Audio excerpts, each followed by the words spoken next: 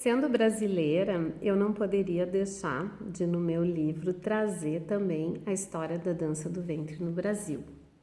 Por isso que eu coloquei esse capítulo que encerra, né, essa linha do tempo da história da dança do ventre, desde as suas origens mais remotas, primitivas, até a sua ocidentalização com as personagens importantes, algumas personagens importantes que eu intencionalmente selecionei para ilustrar o capítulo anterior. E nesse último capítulo, que encerra essa primeira parte, então, do volume 1, eu trago um pouco da história da dança do ventre no Brasil.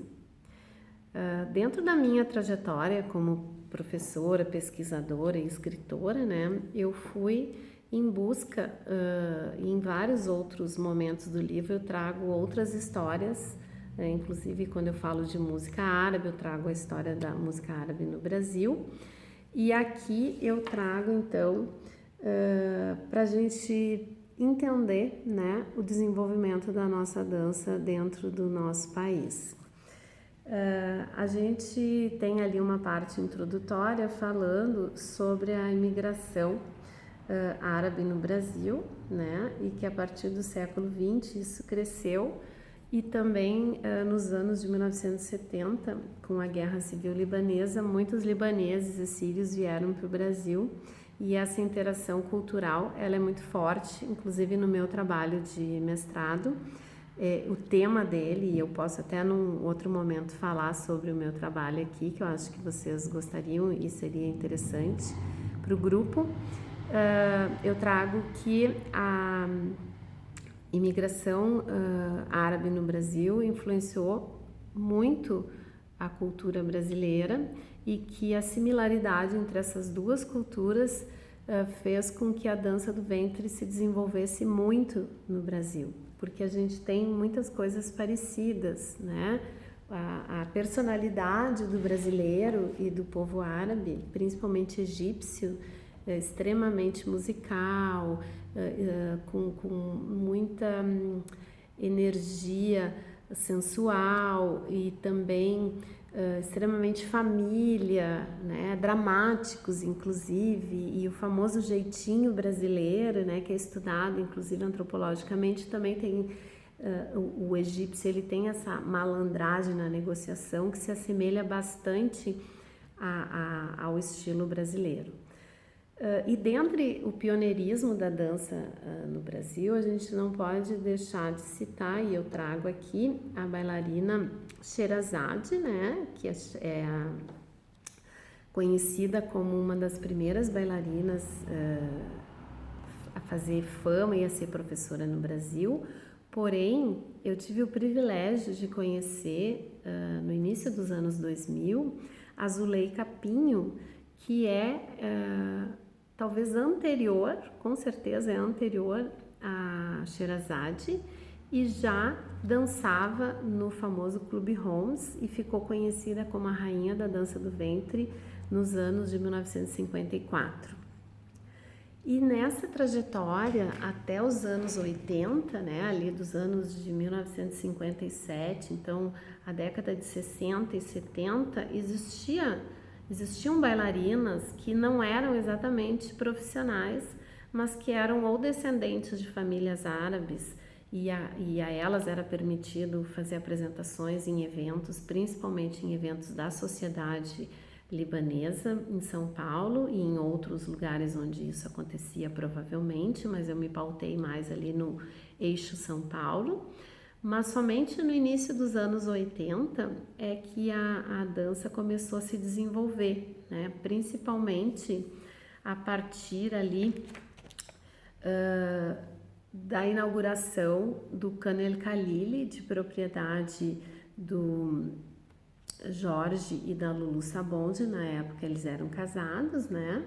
Mas que também antes da própria casa de chá já existiam, segundo o próprio Jorge traz no livro dele, alguns bares como o Porta Aberta, o Bier Masa e o Semiramis, todos em São Paulo, aonde aconteciam shows de dança oriental e até de música árabe, isso no final dos anos 70, início dos anos 80, com a inauguração então do Kandel Khalili, houve um crescimento muito grande, né? E algumas bailarinas, inclusive, passaram a se apresentar, e também surgiram os músicos como o próprio Tony Mosaic e a Lulu e as bailarinas da primeira geração da Casa de Chá, que são várias, que eu não vou citar nenhuma aqui, a não ser a Lulu, né? Em função de não esquecer nenhum nome desse período. E depois, entre os anos de 1990 até os anos 2000, também a dança ganhou força, principalmente com alguns eventos e festivais, como os festivais da Luxor, né, do Leonel Consorte, que começaram a trazer profissionais, inclusive de fora do Brasil, para ministrar workshops, e isso começaram a vir bailarinas e surgirem bailarinas de vários lugares, né, de vários estados. Eu mesma estive presente nos primeiros e durante muito tempo frequentei esses festivais e tive contato com bailarinas, assim como eu vinha aqui do Rio Grande do Sul, bailarinas que vinham do Nordeste, bailarinas que vinham do Rio, de Campo Grande, do Paraná, de vários lugares, né? E se reuniam lá nesses eventos da Luxor. E paralelo a isso também acontecia já o mercado persa, que ganhou muita força e que nesse momento aí ele era a única feira de apresentações aberta que tinha em São Paulo. E aí a gente chega em 2002 com o fenômeno da novela O Clone, né? Onde o Brasil pôde assistir à cultura árabe, onde essa novela, com a participação da Cláudia Sensi, então isso foi assim super importante, porque a Globo contratou a Cláudia Sensi como coordenadora do Núcleo Árabe, e ela, generosa, convidou várias bailarinas de todo o Brasil para participar. Todo mundo sabe, né? Recentemente repetiu pela terceira vez no canal Viva a Minha Cena, e isso alavancou a carreira de muitas bailarinas, mas principalmente a dança do ventre, né? E surgiram aí revistas especializadas, DVDs, CDs. A Jade era uma unanimidade nacional, e com isso a dança teve um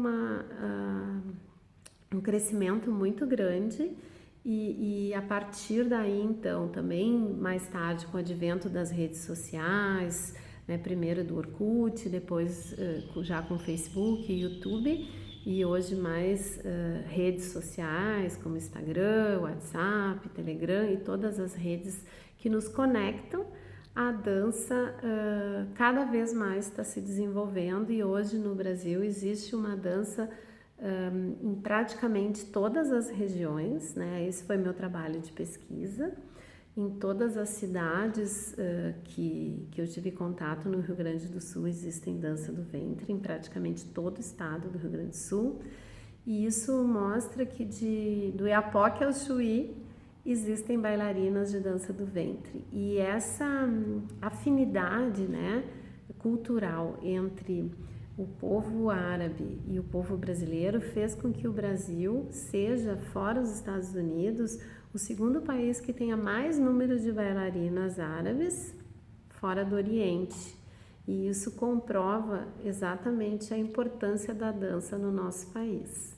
Então, com esse resumo desse último capítulo que encerra a primeira parte desse nosso estudo. Espero que vocês tenham gostado de estudar comigo, e em breve eu entro em contato para falar então um pouquinho de como é que a gente vai seguir nesse nosso estudo.